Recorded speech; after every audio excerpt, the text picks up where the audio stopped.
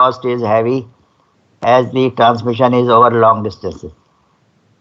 क्योंकि हमने केबल की कॉस्ट बहुत ज़्यादा है ओवरहेड के मुकाबले में, तकरीबन केबल की कॉस्ट जो है वो 10 टाइम ज़्यादा होती है ओवरहेड से।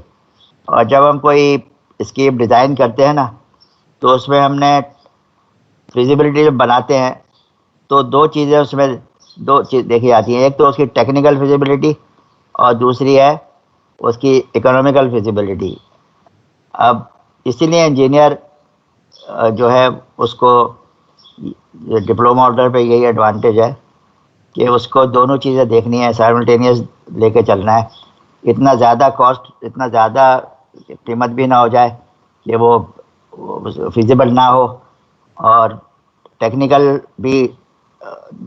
और इकोनॉमिक के दोनों के दरमियान एक बैलेंस रखना है, कंप्रोमाइजिंग सिचुएशन रखनी होती है। The installation cost is heavy, क्योंकि जो पावर हम ट्रांसफ़र करते हैं फ्रॉम जनरेटिंग स्टेशन से लोड सेंटर तक, तो जनरेटिंग स्टेशन तो बहुत फार ऑफ डिस्टेंसेस पे होते हैं, दूर दूर लगे होते हैं, तो वहाँ से पावर हमने लेके आनी होती है लॉन्गर डिस्टेंसेस पे। तो क्योंकि अगर हम केबल यूज़ करेंगे तो उसकी इटसेल्फ केबल की अपनी कॉस्ट, फिर उसकी इंस्टॉलेशन कॉस्ट बहुत हैवी ज़्यादा होगी। इसलिए एक तो ये रीज़न है कि हम केबल जो है वो ट्रांसमिशन ऑफ इलेक्ट्रिकल पावर के लिए बहुत रेयरली इस्तेमाल होता है।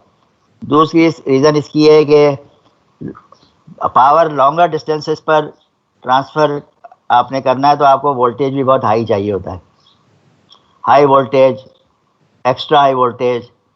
उस पर अगर आप नहीं करेंगे तो आपको जो ट्रांसफ़र ऑफ पावर है वो इकोनॉमिकल नहीं होगा, और उसकी जो क्वालिटी है एट द रिसीविंग एंड वो भी पूरी आप अचीव नहीं कर पाएंगे। इसीलिए हाई वोल्टेज पे जो पावर ट्रांसमिशन है ओवर लॉन्गर डिस्टेंस वो हाई वोल्टेज पे की जाती है। As the transmission of power due to economic reason is done at high voltage, so it is difficult to provide proper insulation to the cables to withstand such high voltage. जैसे जैसे हम high voltage की तरफ जाएंगे transmission of power के लिए, उसी हिसाब से अगर केबल को आप कंसीडर करेंगे तो उसकी केबल जब आप मैन्युफैक्चर करेंगे, जैसे जैसे वोल्टेज बढ़ता आएगा उसकी इंसुलेशन भी आपको बढ़ानी पड़ेगी, और इंसुलेशन भी प्रॉपर होगी, और उसकी कॉस्ट भी इसलिए बढ़ती आएगी।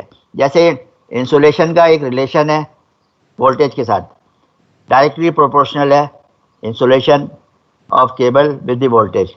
जैसे जैसे आप वोल्टेज बढ़ाएंगे उसकी इंसुलेशन भी आपको बढ़ानी पड़ेगी केबल की।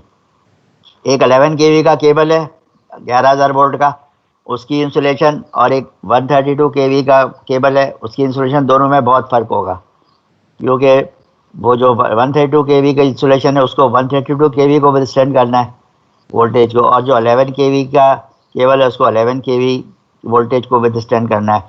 इस तरह अगर आप और नीचे चले आएंगे 440 वोल्ट पे, तो उसके केबल की इंसुलेशन और भी कम होगी। तो जैसे जैसे वोल्टेज हायर की तरफ आप जाएंगे तो वैसे वैसे उसकी केबल की इंसुलेशन भी बढ़ती जाएगी, जिसकी वजह से उसकी कॉस्ट भी बढ़ती आएगी और उसका वेट भी बढ़ता जाएगा। तो ये दो रीज़न है जिसकी वजह से underground cable only under special conditions, special circumstances वहीं पे इस्तेमाल होता है। अदरवाइज़ मेनली जो है ट्रांसमिशन ऑफ पावर के लिए ओवरहेड लाइन इस्तेमाल होती हैं। तो दो मेन रीज़न थे अंडरग्राउंड केबल के ज़्यादा इस्तेमाल ना होने के। एक तो इंस्टॉलेशन कॉस्ट हाई है as the transmission is over long distances, as the transmission of power due to economic reason is done at high voltage, so it is difficult to provide proper insulation to the cable to withstand such high voltages. Therefore, due to the reasons mentioned above, the power transmission over long distances is carried out using overhead lines.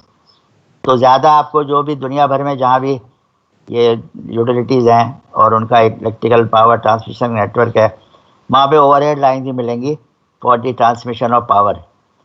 And overhead line is subjected, अब cable जो है underground cable वो तो ज़मीन के अंदर है, उसको जो वेदर कंडीशंस का जो क्लाइमेटिक कंडीशंस का कोई इफेक्ट नहीं आता, लेकिन जो ओवरहेड लाइंस हैं उनके जो कंडक्टर है वो तो ओवरहेड होते हैं और वो एक्सपोज टू एटमॉस्फेयर होते हैं, तो उन पे जो भी वेदर कंडीशंस है वो बाद दफ़ा सूरत हाल वेदर की ख़राब भी हो जाती है। जैसे वेदर में उसमें टेम्परेचर भी कम ज़्यादा होता है, सर्दी में डिफरेंट होता है, गर्मी में डिफरेंट होता है। इस तरह हमारे यहाँ कराची वगैरह में तो या स्नो होती नहीं है, स्नोफॉल, लेकिन जहाँ स्नोफॉल हैवी होती है बहुत ज़्यादा, वहाँ स्नो का भी असर होता है उस पर, ओवरहेड कंडक्टर पर। An overhead line is subjected to uncertain weather conditions like humidity, temperature and wind pressure. और इसी तरह क्योंकि एक्सपोज टू एयर है तो बहुत विंड का प्रेशर वगैरह भी उसको बर्दाश्त करना होता है कंडक्टर को। आइस लोडिंग भी बर्दाश्त करनी होती है अगर जहाँ पे बर्फ़बारी वगैरह होती है, स्नोफॉल होती है। Therefore an overhead line must be design to withstand all these mechanical factors. तो जब डिज़ाइन करते हैं ट्रांसमिशन लाइन तो ये मैकेनिकल फैक्टर्स कहलाते हैं, इनको भी डिज़ाइन में डिज़ाइन करते वक्त इनको भी इनकॉर्पोरेट किया जाता है, ख्याल रखा जाता है। टेम्परेचर का, ह्यूमिडिटी का, विंड प्रेशर का।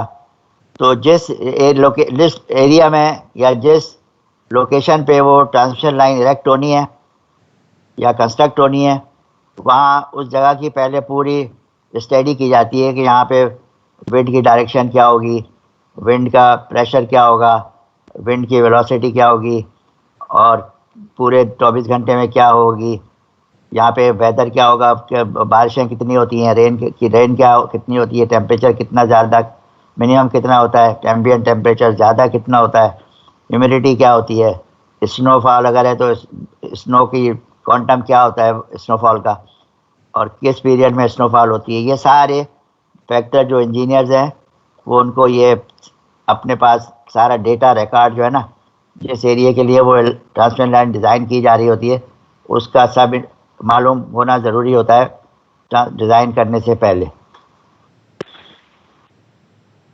अब ये ट्रांसमिशन लाइन की जो मेन कंपोनेंट्स है ना, ये नज़र आ रही है तस्वीर?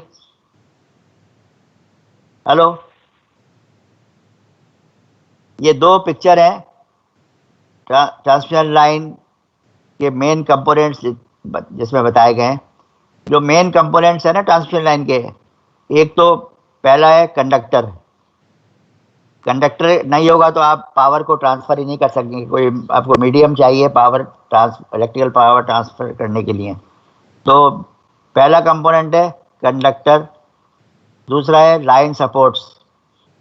जब लाइन सपोर्ट्स भी मेजर कंपोनेंट है, मेन कंपोनेंट है। लाइन सपोर्ट्स अगर नहीं होंगी तो आप ट्रांसमिशन लाइन को इरेक्ट कैसे करेंगे या कंडक्टर को कैसे कनेक्ट करेंगे। तीसरी है इंसुलेटर्स। इंसुलेटर्स भी मस्ट है। आप क्योंकि कंडक्टर जो होता है लाइव होता है ना, उसको डायरेक्ट टावर के साथ तो नहीं लगा सकते, वो तो फिर टावर ग्राउंड होता है, वो डेड शॉट होगा, लगाने का कोई सवाल नहीं पैदा होता डायरेक्ट। तो उसको एक प्रॉपर डिस्टेंस कंडक्टर का टावर से मेंटेन रखने के लिए इंसुलेटर के थ्रू हैंग किया जाता है कंडक्टर। इंसुलेटर जो है ना, एक इंसुलेशन प्रोवाइड कर रहा है between live conductor and tower और ग्राउंड। चौथी चीज़ है क्रॉस आर्म। क्रॉस आर्म भी ज़रूरी है क्योंकि एक तो मेन टावर है, उसके साथ फिर क्रॉस आर्म लगे होते हैं जो कंडक्टर को एक सेफ डिस्टेंस प्रोवाइड करते हैं फ्रॉम द टावर। ये डिस्टेंस जो है टावर का कंडक्टर के साथ, ये एक वो उसके जो वोल्टेज लेवल के हिसाब से है। अगर 132 होगा तो उसका डिफरेंट होगा, 220 होगा तो डिफरेंट होगा। तो जैसे जैसे वोल्टेज का लेवल बढ़ेगा ये क्रॉस आर्म की लेंथ भी बढ़ती जाएगी। तो ये दो टाइप के टावर शो किए हैं, एक ये लेफ़्ट साइड पे है और एक राइट साइड पे है। अब ये ऊपर शो किए हैं कंडक्टर, ये लिखा हुआ है ना कंडक्टर। और ये जो कंडक्टर है ना, ये शो ये दिखाया है, इसमें नजर आ रहा होगा, बंडल्ड कंडक्टर है ये, एक सिंगल कंडक्टर नहीं है पर फेस, एक फेस पर 4 कंडक्टर हैं। और ये है क्रॉस आर्म, और ये जो शो किया है ये स्ट्रिंग और टाइप की जो नज़र आ रही है, जिसके नीचे एंड पे कंडक्टर हैंग है, ये स्ट्रिंग कहलाती है इंसुलेटर। ये जैसे यहाँ शो किया है, हाँ, ये इंसुलेटर है, ये भी इंसुलेटर है, ये भी इंसुलेटर है, तो ये कहलाते हैं इंसुलेटर्स।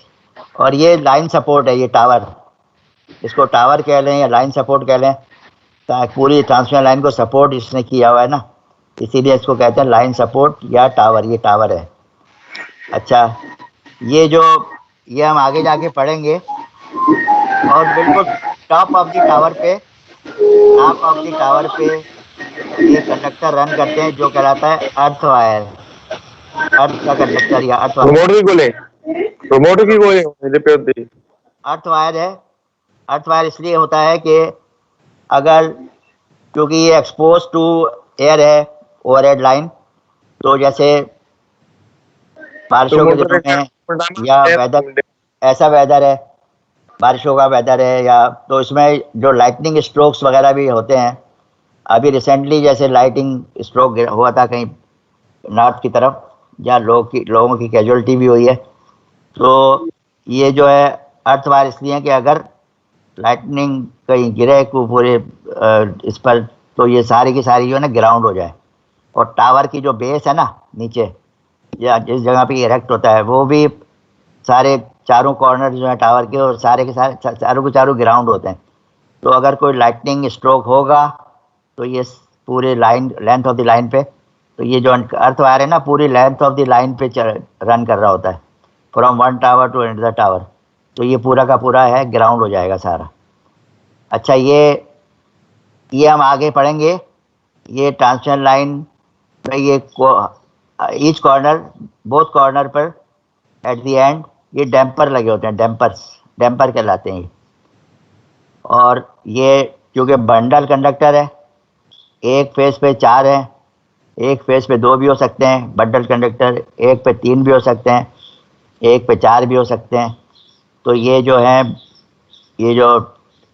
4 कंडक्टर हैं, इनको डिस्टेंस देने के लिए स्पेसर लगाए जाते हैं, इंसुलेटेड मटेरियल के होते हैं स्पेसर। तो ये सारे जो कंपोनेंट्स हैं, मेन कंपोनेंट्स, और जो सब मेन कंपोनेंट्स हैं, वो यहाँ पे इस ट्रांसमिशन टावर में, हर ट्रांसमिशन टावर पे आपको यही मिलेंगे सारे, earth wire, cross arm, conductor, damper, spacer, ये मेन टावर, इंसुलेटर। तो ये पूरे कंपोनेंट्स इस डायग्राम में शो किए। इसी तरह ये दूसरा डायग्राम है लेफ्ट पे, इसमें ये डिफरेंट टाइप का टावर है। ये इसमें ये देखें, ये पर फेज ये छोटे छोटे डॉटेड जो ये इंसुलेटर है, ये जो स्ट्रिंग्स हैं इंसुलेटर स्ट्रिंग्स, और इंसुलेटर स्ट्रिंग्स के एंड पे कंडक्टर रन कर रहा है। अब ये एक बंडल कंडक्टर है, और इसमें 4 कंडक्टर पर फेज है। ये 4 इसमें, इस फेज में 4, इस फेज में बीच वाले में, और 4 इसमें है। इसी तरह ये जो है ये क्रॉस आर्म है, और ये इसमें बताया ना बंडल कंडक्टर है। ये आपकी इंसुलेटर स्ट्रिंग है, ये वाली, ये हर कंडक्टर के साथ इंसुलेटर स्ट्रिंग लगी होगी। और ये फिर है टावर की बॉडी, ये जो शो की है पूरी की पूरी। तो ये 2 टाइप के टावर आपको दिखाएं, जो उसमें जो मुख्तलिफ कंपोनेंट हैं उसके बारे में ये बताया गया है। अच्छा, अब जो कंडक्टर है, जो कि एक बहुत इम्पॉर्टेंट और main part of the transmission line है, वो the conductor which carry electrical power from the sending end station to the receiving end station. उसके बगैर तो आप पावर अगर ट्रांसमिट कर ही नहीं सकेंगे, जब अगर कंडक्टर नहीं होगा तो एक ये मेन पार्ट है। और इसका एक कैपिटल कॉस्ट जो आती है ना ट्रांसमिशन लाइन की, जिसमें टावर की कॉस्ट, कंडक्टर की कॉस्ट, इंसुलेटर की कॉस्ट, और उसके अलावा उसके जो अगर डैम्पर लगे, डैम्पर की कॉस्ट, लाइटनिंग अरेस्टर की कॉस्ट, तो ये सारे के सारे कैपिटल कॉस्ट में आते हैं। तो उस कैपिटल कॉस्ट का एक बड़ा मेजर पोर्शन जो है ना वो इसकी कंडक्टर की कॉस्ट का होता है। The conductor which carry electrical power from the sending end station to the receiving end station is one of the important items as most of the capital outlay is invested for it. जो भी cost आती है ना, खर्चा आता है एक transmission tower में, उसमें इसका इसके जो कंडक्टर है इसका एक बहुत मेन इसका कंपोनेंट है ये कॉस्ट का। Therefore proper choice of material and size proper choice of material and size of the conductor is of considerable importance। इसलिए डिज़ाइनिंग करते वक्त इसकी जो भी कैलकुलेशन वगैरह है या उसकी जो सिलेक्शन है जो वो बहुत ही सोच समझ के किया जाता है ताकि वो प्रोजेक्ट जो है इकोनॉमिकली फीजिबल भी हो जाए। The conductor material used for transmission and distribution of electrical power should have the following properties. अब जो मटेरियल इस्तेमाल होगा कंडक्टर के लिए उसमें ये प्रॉपर्टीज़ होनी चाहिए जो ज़रूरी हैं। एक है हाई इलेक्ट्रिकल कंडक्टिविटी, उसकी इलेक्ट्रिकल कंडक्टिविटी बहुत हाई होनी चाहिए जो ज़्यादा से ज़्यादा पावर आप ट्रांसफ़र कर सकें। दूसरा ये कि high tensile strength in order to withstand mechanical stresses. जैसे मैंने बताया था ना, मैकेनिकल जो एक्सपोज टू एयर होता है ये ओवरहेड कंडक्टर, तो उसकी हवा का प्रेशर भी उस पर होता है, उसके स्नो की लोडिंग भी उसके ऊपर होती है और टेम्परेचर का भी इफेक्ट उस पर होता है। तो उसकी टेंसाइल स्ट्रेंथ जो है ना, क्योंकि ये ट्रांसमिशन लाइन जैसे जैसे आप हायर वोल्टेज की तरफ जाएंगे तो ट्रांसमिशन लाइन की लेंथ भी काफ़ी होती है दो टावरों के दरमियान। तो ये कंडक्टर जो है दो टावरों के दरमियान हैंग होता है, तो इसकी टेंसाइल स्ट्रेंथ भी ज़्यादा होनी चाहिए। फिर low cost so that it can be use for long distances. और कॉस्ट जो है वो बहुत एक इम्पॉर्टेंट फैक्टर है किसी भी स्कीम या प्रपोजल के डिज़ाइन के लिए, क्योंकि अल्टीमेटली जब टैरिफ वगैरह डिज़ाइन होता है ना तो ये कॉस्ट ही की उसका सारी कंसिडरेशन टैरिफ डिज़ाइन जब करते हैं इसको सारी कंसिडरेशन उस वक्त ही की जाती हैं। तो ये इसकी कॉस्ट भी कम से कम रखें ताकि इकोनॉमिकली भी फिजिबल हो। फिर low specific gravity so that weight per unit volume is small, और स्पेसिफिक ग्रेविटी जो है वो भी उसकी कम हो ताकि उसका वेट भी कम हो कंडक्टर का, क्योंकि अगर वेट ज़्यादा होता जाएगा तो उसी हिसाब से टावर का डिज़ाइन भी चेंज होगा, इंसुलेटर वगैरह सबका डिज़ाइन चेंज होगा। तो ये सारी चीज़ें एक दूसरे से इंटर रिलेटेड हैं, जो अगर प्रॉपर उनका डिज़ाइन या नहीं किया जाएगा तो वो उसको इकोनॉमिकली अफेक्ट करेंगी। कॉस्ट अल्टीमेटली कॉस्ट बढ़ेगी, और कॉस्ट एक बैलेंस मेंटेन रखना है between technical feasibility and economical feasibility. All the above requirements are not found in a single material. अब 3-4 किस्म के मटेरियल हैं जो conductor as a conductor use होते हैं, तो ज़रूरी नहीं कि सारी की सारी रिक्वायरमेंट ये किसी एक सिंगल मटेरियल में हो। Therefore, while selecting a conductor material for a particular case, a compromise is made between the cost and the required electrical and mechanical properties. अब से जब आप डिज़ाइनिंग करेंगे किसी ट्रांसमिशन लाइन की किसी स्पेसिफिक कंडीशन के लिए या केस के लिए, तो आपको एक बैलेंस रखना पड़ेगा बिटवीन कॉस्ट के दरमियान और उसकी इलेक्ट्रिकल और मैकेनिकल प्रॉपर्टीज़ के दरमियान। कॉस्ट भी एक मुनासिब हो और जो भी टेक्निकल रिक्वायरमेंट हैं वो भी पूरी हों। तो ये इन चीज़ों के दरमियान आपने एक जो भी इंजीनियर डिज़ाइन करेगा ट्रांसमिशन लाइन को, तो उसने इन दोनों के दरमियान एक बैलेंस रखना होता है। ठीक है, या आपको ऐसा नहीं कि आप टेक्निकल चीज़ों की रिक्वायरमेंट पूरी करने के लिए आप उसकी कॉस्ट बढ़ाते चले आएँ। ठीक है ना, वो भी फिर स्कीम जो है वो जब भी कहीं पे कोई आपने इंस्टॉलेशन लगानी है, चाहे ट्रांसमिशन लाइन हो, चाहे जनरेटिंग स्टेशन हो, चाहे ग्रिड स्टेशन हो, चाहे सब स्टेशन हो, पहले उसकी फिजिबिलिटी बनाई जाती है। फिजिबिलिटी टेक्निकल फिजिबिलिटी और इकोनॉमिकल फिजिबिलिटी, और दोनों में एक कंप्रोमाइज़ रख के फिर उसको डिज़ाइन किया जाता है ताकि कोई जो है वो ना कॉस्ट इतनी हैवी हो जाए, ना टेक्निकली इतना हम उसको स्ट्रॉन्ग कर दें। ये जैसे अगर आप रशियन कोई इक्विपमेंट देखेंगे ना, वो उनका बहुत, जैसे सर्किट ब्रेकर वगैरह हैं या ट्रांसफार्मर हैं, बहुत बड़े किस्म के, ज़्यादा बहुत साइज़ उनका बड़ा होता है। तो वो उसमें इसलिए कि वो फैक्टर ऑफ सेफ्टी ज़्यादा रखते हैं, और जब ज़्यादा साइज़ बड़ा होगा तो हर चीज़ की कॉस्ट बढ़ जाएगी, मटेरियल की कॉस्ट भी, मटेरियल भी बढ़ेगा, साइज़ भी बढ़ेगा। इसीलिए आप पाकिस्तान स्टील में अगर आप जाके देखेंगे ना, तो वहाँ जो सर्किट ब्रेकर्स वगैरह हैं वो बहुत ही बड़े, ज़्यादा हैवी साइज़ के हैं। इसके बरक्स आप अगर जो यूरोपियन या डिज़ाइन देखेंगे या अमेरिकन देखेंगे, तो उनके वो फैक्टर ऑफ सेफ्टी कम रखते हैं, और उसलिए उनके साइज़ भी बहुत उसके मुकाबले में छोटे साइज़ के होते हैं। तो आजकल जैसे सारा रुझान जो है ना, वो ज़्यादातर इकोनॉमी की तरफ है, कम से कम इकोनॉमिकल कंसेप्ट, इकोनॉमिकल ज़्यादा है। इसीलिए हमारे यहाँ जैसे पहले जो चीज़ें बनती थी जापान में, जर्मनी में, अमेरिका में, वो आती थी हमारे यहाँ पर मुख्तलिफ अप्लाइंसेस वगैरह, लेकिन अब सारा का सारा फोकस चाइना की तरफ चला गया, क्योंकि चाइना की चीज़ें सस्ती होती हैं। तो सस्ती होती हैं इसलिए ज़्यादा इकोनॉमी की तरफ फोकस है। इसी तरह जो यूटिलिटीज़ वगैरह हैं, जब अपने इंस्टॉलेशंस डिज़ाइन करती हैं तो वो कॉस्ट वगैरह का एक फैक्टर ज़रूर उसमें रखती हैं, भले आप उसमें टेक्निकल स्पेसिफिकेशन अपनी बनाएं और स्ट्रॉन्ग रखें, ताकि आप अच्छी चीज़ जो है प्रोक्योर कर सकें, ख़रीद सकें।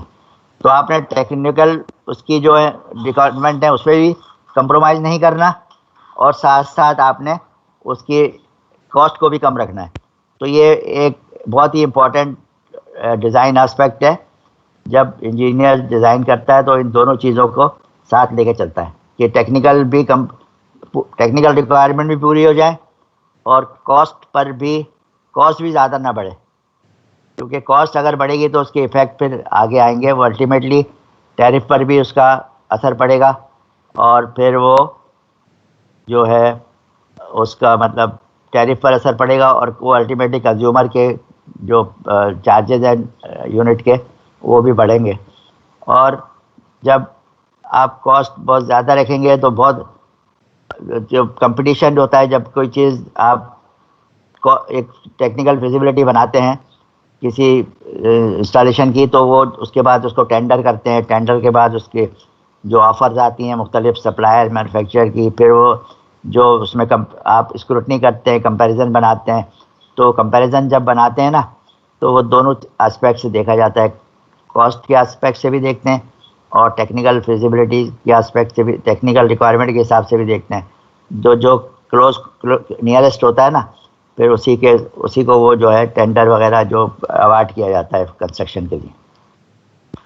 अच्छा, जो कंडक्टर मटेरियल है, जो ओवरहेड कंडक्टर के लिए इस्तेमाल होते हैं मटेरियल जो है, वो है ये कॉपर है, एल्युमिनियम है, फिर स्टील कोट एल्युमिनियम है, गैल्वेनाइज्ड स्टील है, और कैडमियम कॉपर है। ये 4-5 मटेरियल है जो कंडक्टर के लिए इस्तेमाल होते हैं। अच्छा, पहले कॉपर जो है, बहुत कॉपर ही इस्तेमाल होता था पहले, क्योंकि कॉपर की इलेक्ट्रिकल प्रॉपर्टीज़ सबसे बेहतर हैं इनमें, और कॉपर की जो टेंसाइल स्ट्रेंथ है वो भी ज़्यादा है। तो पहले कॉपर ही इस्तेमाल होता था सब, ये ओवरहेड लाइंस में, केबल में, हर लेवल के वोल्टेज पर। लेकिन क्योंकि कॉपर की कॉस्ट जो है वो दिन ब दिन महंगी होती जा रही है, बढ़ती जा रही है, और उसके अलावा इसकी अवेलेबिलिटी भी इतनी ज़्यादा नहीं है कॉपर की, तो अब जो है वो ज़्यादा फोकस जो है वो एल्युमिनियम पे है। जैसे कि इलेक्ट्रिक में भी पहले LT conductor, LT cable, HT cable, overhead conductor, वो सब कॉपर के इस्तेमाल होते थे। अब सारे रिप्लेस होते जा रहे हैं एल्युमिनियम से। तो कॉपर में एक ख़तरा ये भी है कि कॉपर की थेफ्ट भी बहुत होती है, जैसे हमारे जैसे मुल्कों में कॉपर को चोरी करके वो बिक जाता है आराम से। तो इसलिए एक इसका ये डिसएडवांटेज भी है कॉपर का। तो कॉपर जो है ये एक, अब जो कंडक्टर है ना वो कॉपर अब रिप्लेस हो गया है एल्युमिनियम से। एल्युमिनियम थोड़ा प्योर एल्युमिनियम तो इस्तेमाल नहीं होता, क्योंकि एल्युमिनियम जो है उसकी टेंसाइल स्ट्रेंथ इतनी ज़्यादा नहीं होती है। तो लंबे लंबे स्पैन होते हैं ट्रांसमिशन लाइन के दो टावरों के दरमियान जब हैंग करते हैं, तो जरूर ऐसा भी हो सकता है कि वो उसकी टेंसाइल स्ट्रेंथ इतनी ना हो तो प्रेशर उस पर पड़े तो बहुत उसका लटक जाए कंडक्टर। तो इसीलिए प्योर एल्युमिनियम इस्तेमाल नहीं होता है। और एल्युमिनियम की जो इलेक्ट्रिकल प्रॉपर्टीज़ हैं वो भी कॉपर से कम है।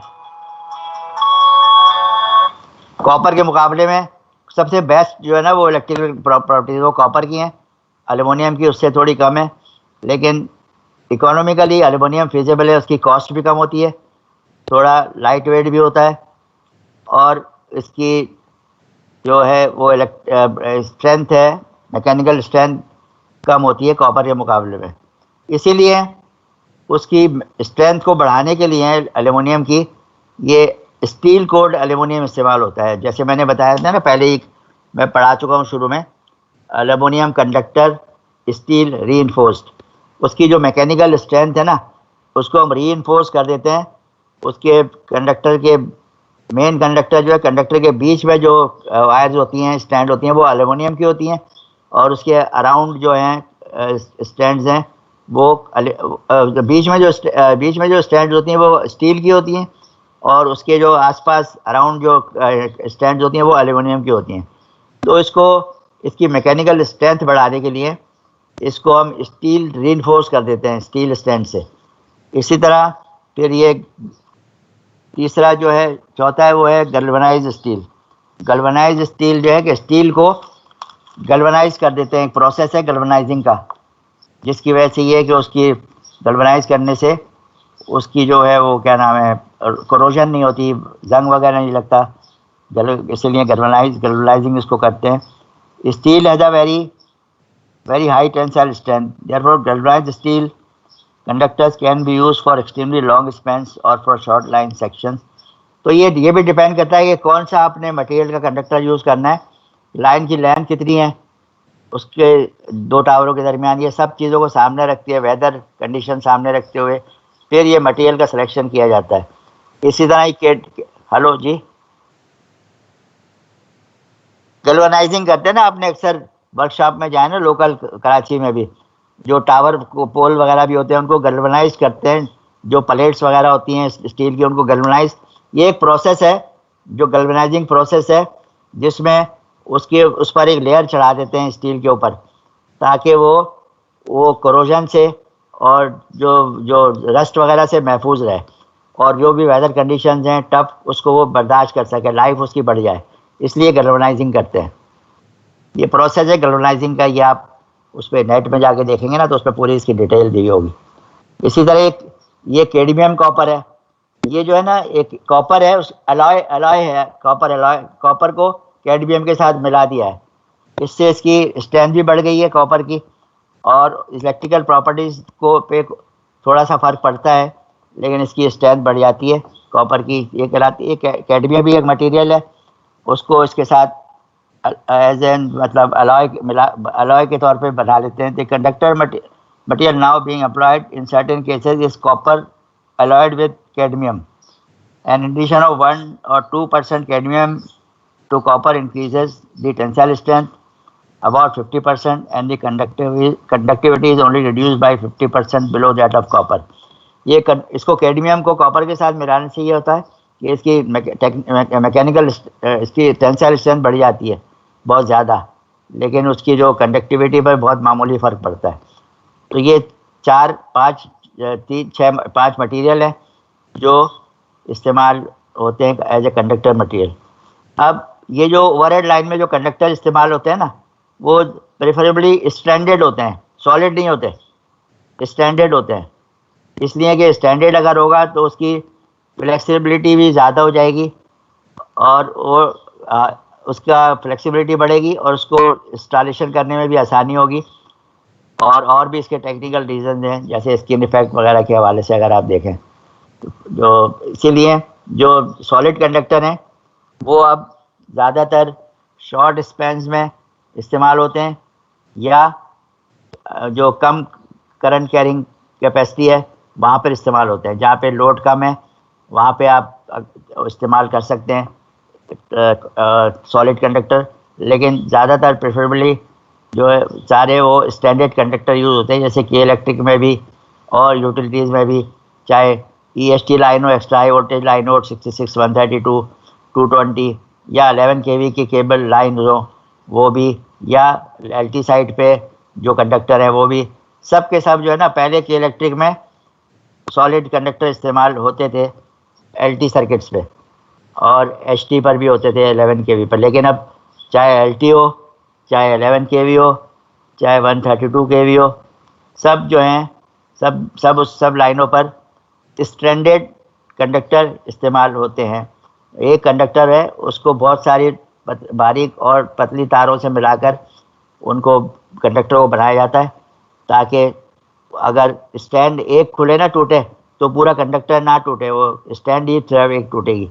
लेकिन अगर सॉलिड कंडक्टर होगा तो अगर वो ब्रेक होगा तो पूरा का पूरा कंडक्टर ब्रेक हो जाएगा। तो इसमें सेफ्टी भी है स्टैंडर्ड में, और इसमें फ्लेक्सिबिलिटी है, उसको आराम से आप इंस्टॉलेशन में भी आसानी होती है। और उसमें और टेक्निकल रीज़न जैसे मैंने बताया था, ये अपना क्या नाम है, स्किन इफेक्ट वगैरह भी नहीं होता उसमें, तो इसीलिए स्टैंडर्ड कंडक्टर ज़्यादा इस्तेमाल होता है ओवरहेड ट्रांसमिशन लाइन कंडक्टर में। अगर किसी ने कुछ पूछना है तो पूछ ले।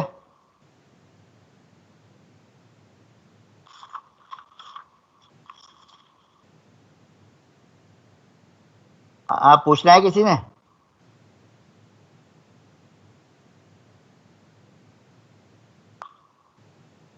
अच्छा, फिर ये इसको लाइन सपोर्ट्स भी कहते हैं, जिस पे आप कंडक्टर, इंसुलेटर वगैरह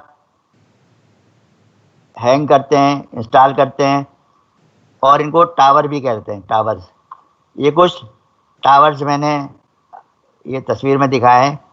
ये supporting structure for overhead line conductors are various types of poles and tower. ये पोल की शक्ल में भी होगा और टावर की शक्ल में भी होगा, तो ये कहलाते हैं लाइन सपोर्ट्स।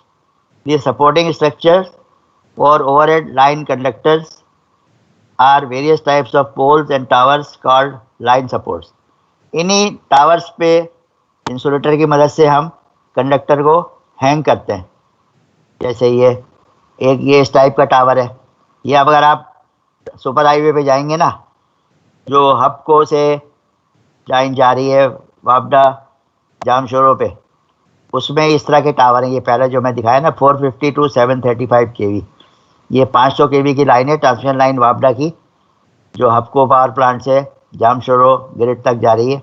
तो उस पर ये सारे टावर, अगर आप सुपर हाईवे हैदराबाद की तरफ जाए ना कराची से, तो लेफ़्ट साइड पे अगर आप देखेंगे तो वहाँ पर आपको इस तरह के टावर नज़र आएंगे। ये इस तरह के जो ये बताया है, पहला वाला जो है शुरू में ही इस तरह के टावर। अब इसमें ये इंसुलेटर दिखाया है, ये एक इंसुलेटर है, ये इंसुलेटर है, ये इंसुलेटर है, ये इंसुलेटर है, और ये 4 कंडक्टर दिखाए नीचे। बंडल कंडक्टर लाइन है, पर फेस 4 कंडक्टर, 4 इसमें हैं, 4 इसमें स्पेस पे, 4 इस स्पेस में। तो ये इसमें एक रेंज दी हुई है, जिस रेंज ऑफ वोल्टेज पर इस तरह के टावर इस्तेमाल होते हैं वो रेंज है 450 kV to 735 kV। तो ये तो एक टावर है। अच्छा, दूसरी है ये पोल कहलाएगा, पोल, ठीक है। तो ये इसकी रेंज इसमें वोल्टेज की दी है 230 to 315 kV, क्योंकि के इलेक्ट्रिक में मैक्सिमम वोल्टेज है वो है 220 kV। तो के 220 kV टावर भी जो है वो एज ए पोल भी इस्तेमाल होता है उसमें, और इस तरह के टावर भी इस्तेमाल होते हैं। ये कहलाता है टावर पोल। और फिर ये दूसरे टाइप का टावर है। इस टावर जो आप देख रहे हैं ना, ये वाला जो मैंने बताया था 450 से 730, इसमें तो एक टावर पे एक ही सर्किट है, सिंगल सर्किट टावर है ये। लेकिन ये जो टावर आपको नज़र आ रहा है, एक दो तीसरा वाला, ये एक टावर पे डबल सर्किट है, एक सर्किट लेफ्ट साइड पे, एक सर्किट राइट साइड पे। तो ये भी टावर है, इसकी शेप डिफरेंट है। फिर ये इंसुलेटर दिखाएं, ये इंसुलेटर है, ये इंसुलेटर है, ये हर फेस पर एक इंसुलेटर है। इसकी रेंज है 120 से। तो के इलेक्ट्रिक में ज़्यादातर इस तरह के टावर जो है वो इस्तेमाल हुए हैं, क्योंकि 220 मैक्सिमम वोल्टेज है ना। तो ये इस तरह के भी हुए हैं, इस तरह के भी हुए हैं, ये दोनों। फिर ये इस तरह के भी टावर है, ये जो चौथे नंबर पर है, ये इसकी रेंज है 444 से लेके 161 केवी तक। ये जो के इलेक्ट्रिक की जो सर्किट्स है ना, जैसे मलिर से गटाप का सर्किट है, या हब चौकी से विंदर उत्तल बेला का सर्किट है, वहाँ पे अगर आप देखेंगे ना तो आपको इस तरह के टावर नज़र आएंगे, ये जो शो किया है। फिर नेक्स्ट ये है 44 to 69 केवी। ये इसमें इस तरह के जो आपको जो नज़र आ रहा है, ये ज़्यादातर या के इलेक्ट्रिक में भी मिलेंगे आपको 11 केवी पर मिलेंगे। ये 11 केवी 11,000 वोल्ट पर इस तरह के टावर आपको मिलेंगे। तो ये मुख्तलिफ टाइप के लाइन सपोर्ट्स हैं, मुख्तलिफ टाइप के टावर्स हैं जो मैंने आपको दिखाए हैं। एक ये मुख्तलिफ वोल्टेज रेंज है इनकी। फिर ये लाइन सपोर्ट का फंक्शन क्या है? A line support has to perform oblique provide the following functions oblique properties। ये लाइन सपोर्ट जो है ना, ये टावर जो है, इसकी क्या क्या फंक्शंस क्या हैं, इसकी प्रॉपर्टीज़ क्या है? वो ये 5 प्रॉपर्टी हैं। जो लाइन सपोर्ट या जो टावर है उसकी मैकेनिकल स्ट्रेंथ ज़्यादा होनी चाहिए तो withstand the weight of conductors and wind loads. क्योंकि जो टावर है या लाइन सपोर्ट्स है उसमें इंसुलेटर कंडक्टर उस पर हैंग होता है, और उसके साथ साथ जो विंड का प्रेशर, जैसे एक्सपोज टू एटमॉस्फेयर होती है, तो उसको विंड का प्रेशर भी बर्दाश्त करना होता है, कंडक्टर को, इंसुलेटर को, टावर को। और उसके साथ साथ अगर स्नो फॉल वगैरह होता है तो उसको वेट जो है स्नो का वो भी बर्दाश्त करना होता है। तो टावर की लाइन सपोर्ट की मैकेनिकल स्ट्रेंथ जो है बहुत ज़्यादा होनी चाहिए। ऐसा ना हो कि जब ये चीज़ें उस पर गिरे उसका इतना वेट ही ना हो तो पूरा का पूरा नीचे आ जाए। तो उसका एक तो मैकेनिकल स्ट्रेंथ बहुत हाई होनी चाहिए लाइन सपोर्ट की या टावर की। फिर दूसरा है कि light in weight without the loss of mechanical strength, और उसका वज़न जो है ना, वेट, वो भी कम हो। ठीक है, ऐसा नहीं हो कि आप मैकेनिकल स्ट्रेंथ बढ़ाने के चक्कर में उसका वेट ही बढ़ा दें, क्योंकि उसको इंस्टॉल भी तो करना है ना जगह पे, उसको कैरी करके ले जाना भी है गाड़ियों पर, ट्रक पर, जिस पर भी, और उसको वहाँ इंस्टॉल भी करना है, लोगों ने भी उसको उठाना है, क्रेन ने भी उठाना है। तो उसका वेट भी कम हो और without loss of mechanical strength, और उसकी मैकेनिकल स्ट्रेंथ जो है वो भी सब प्रॉपर रहे। तो इस दोनों के दरमियान, वेट और मैकेनिकल स्ट्रेंथ के दरमियान आपने एक बैलेंस रखना है, कंप्रोमाइज़ करना है दोनों के दरमियान। फिर जब से सबसे इम्पॉर्टेंट फैक्टर, क्योंकि ये जो चीज़ें मैंने बताई ना, कंडक्टर है, मटीरियल है, उसके अलावा टावर है, लाइन सपोर्ट है, इंसुलेटर है, तो ये इनकी कॉस्ट भी कैपिटल कॉस्ट में आता है सारा ये। तो इसकी चीप इन कॉस्ट भी कम हो, एंड इकोनॉमिकल हो, चीप कॉस्ट भी कम हो और इकोनॉमिकल टू मेंटेन। अब ट्रांसमिशन लाइन को ये नहीं होता कि आपने एक दफ़ा लगा दिया और भूल गए, और इसकी लाइफ भी लंबी हो, लॉन्गर लाइफ होनी चाहिए। ऐसा नहीं, ये टावर रोज़ नहीं लगते हैं, ये कभी कोई 20-20 साल 30-30 साल के लिए इनको वर्क करना होता है, और हो सकता है ज़्यादा भी करना हो। तो इसीलिए इनकी लाइफ भी लॉन्गर लाइफ होनी चाहिए, रोज़ रोज़ चेंज नहीं होते, क्योंकि इनको चेंज करना भी इतना आसान नहीं है, और फिर उसमें जब चेंज करने में कॉस्ट भी इन्वॉल्व होती है। तो इसकी लाइफ भी लंबी होनी चाहिए। फिर easy accessibility of conductors for maintenance.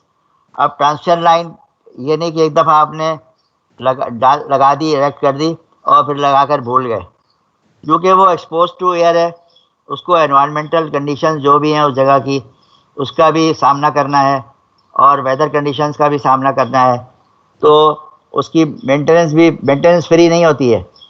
उसकी अगर आप मेंटेनेंस नहीं करेंगे ना तो अल्टीमेटली वो ब्रेक डाउन की तरफ चली जाएगी और वो ट्रिपिंग्स वगैरह इंटरप्शंस बहुत ज़्यादा होंगी ट्रांसमिशन लाइन पर। तो इसीलिए उसकी मेंटेनेंस भी आसान हो। ईजी एसेसिबिलिटी ऑफ कंडक्टर्स, ये बहुत हाइट पे लगी होती है ना ट्रांसमिशन लाइन, ट्रांसमिशन टावर बहुत, जो वो कंडक्टर हैं बहुत हाई हाइट पे उस पर वो हैंग होते हैं, तो इंसुलेटर्स भी बहुत हाइट पे हैंग होते हैं। तो उसकी आपने इंसुलेटर्स की सफाई भी करनी होती है, बाज़ जगह इंसुलेटर्स को आपने ग्रीसिंग भी करनी होती है, और कंडक्टर वगैरह भी आपने कंडक्टर को भी कुछ अगर चेंज करना है, मेंटेनेंस करनी है, कोई पीस को कोई आपने जंपर उसका रिप्लेस करना है कंडक्टर का। तो इसीलिए ये सारे फैक्टर डिज़ाइनिंग के वक्त देखे जाते हैं। सिलेक्शन जब करते हैं आप डिज़ाइन के बाद, ये कौन सा टावर, कौन सा कंडक्टर आपने चूज़ करना है, सेलेक्ट करना है for a design of a particular transmission line, considering the weather conditions of that particular location where the transmission line is going to be installed, erected. तो मेंटेनेंस भी उसकी आसानी हो, easy accessibility of conductors for the maintenance. तो सारी चीज़ों को ये आपने जो इंजीनियर डिज़ाइन करा है ना, इन सब चीज़ों को, इन सब फैक्टर्स को उसने मद्देनज़र रखना होता है। फिर ये टाइप्स ऑफ लाइन सपोर्ट्स या टावर्स, जो लाइन सपोर्ट्स जिस पे आप सपोर्ट करके कंडक्टर को सपोर्ट करते हैं, उसको ले करते हैं, इरेक्ट करते हैं, तो मुख्तलिफ टाइप की लाइन सपोर्ट्स हैं। There are various types of line supports available, there choice और selection depends upon the line span. दो टावर के दरमियान जो फासला होता है ना कंडक्टर का, वो कहलाता है स्पैन। तो इसकी जैसे जैसे आप बहुत एक्स्ट्रा हाई वोल्टेज की तरफ जाएंगे तो आपका कंडक्टर के दरमियान डिस्टेंस है ना, वो भी बढ़ता जाएगा। जब कंडक्टर बढ़ेगा तो उसका कंडक्टर का फासला बढ़ेगा दो टावर के दरमियान, तो कंडक्टर का स्पैन भी बढ़ेगा। ठीक है, तो इसीलिए जब आप सेलेक्ट करेंगे ना, चूज़ करेंगे इन टाइप ऑफ लाइन सपोर्ट्स में से, तो there choice of selection depends, वो डिपेंड करेगा upon the line span, cross sectional area of conductor, line voltage, cost and local condition. Cost हर चीज़ में आएगी, जिस जगह आप इलेक्ट करने जा रहे हैं वहाँ की कंडीशंस को भी आपने देखना है, लोकल कंडीशन की, वेदर कंडीशन क्या है, और वोल्टेज का भी देखना है आपने, क्रॉस सेक्शन कंडक्टर का भी देखना है। तो ये चार टाइप के लाइन सपोर्ट्स हैं। पहला है वुडन पोल्स। वुडन पोल्स जो है ना, वो ये इलेक्ट्रिक में तो इस्तेमाल नहीं होते, ये वापडा में इस्तेमाल होते हैं वुडन पोल्स। वुडन पोल्स हैं जो लाइन सपोर्ट्स। फिर स्टील पोल्स हैं, फिर है आरसीसी पोल्स, जैसे रीइंफोर्स, जिनको रीइंफोर्स कंक्रीट सीमेंट भी कहते हैं। रीइंफोर्स इसलिए कि कंक्रीट सीमेंट में कंक्रीट मिला के उससे बने होते हैं, और अंदर इसमें वो सरिया भी होता है ताकि उसको रीइंफोर्स किया जाए, उसको, ताकि उसकी स्ट्रेंथ को बढ़ाया जाए। तो ये कहलाते हैं RCC poles, reinforce concrete cement poles. फिर आखिरी है स्टील टावर्स। ठीक है, स्टील टावर, एक था स्टील पोल और एक था स्टील टावर, जो मैंने अभी तस्वीर में फिगर में दिखाया था ना। ये स्टील पोल है, ये सेकंड नंबर पे जो है, और ये पहले नंबर पे और तीसरे नंबर पे जो है ये स्टील टावर है। तो ये चार टाइप के लाइन सपोर्ट्स हो गए, wooden poles, steel poles, RCC poles और स्टील टावर।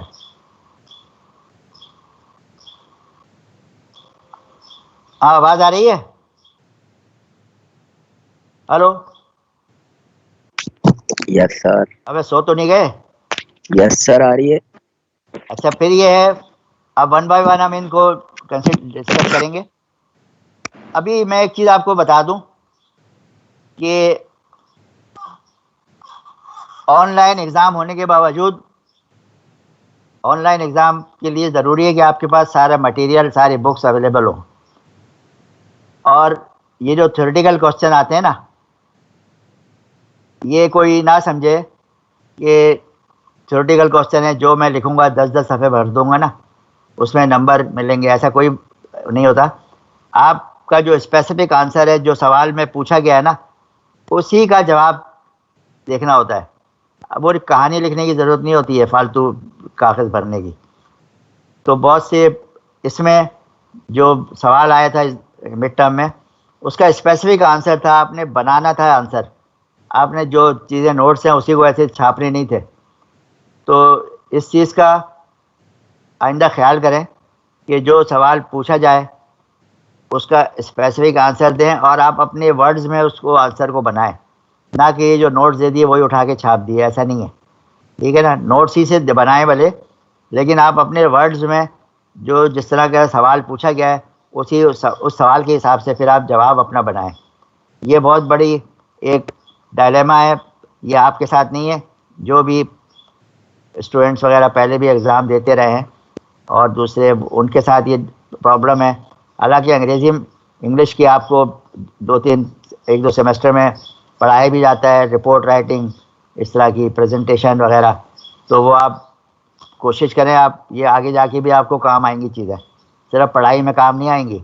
जिस तरह इंजीनियरिंग के सब्जेक्ट्स इंपॉर्टेंट है, वैसे मैथमेटिक्स के भी इम्पॉर्टेंट है और इंग्लिश के भी इम्पॉर्टेंट है, क्योंकि आगे जाके तो सब आपका जो साहब पढ़ना वो इंग्लिश से ही पढ़ना है, आपको रिपोर्टें भी बनानी होंगी। तो छापने के बजाय आप अपने वर्ड्स में, भले मटेरियल वही हो लेकिन आप उसको अपने अल्फाज में लिखें आप, ताकि आप स्पेसिफिक पॉइंट का जवाब आप दे सकें। अच्छा, wooden poles are made of seasonal would.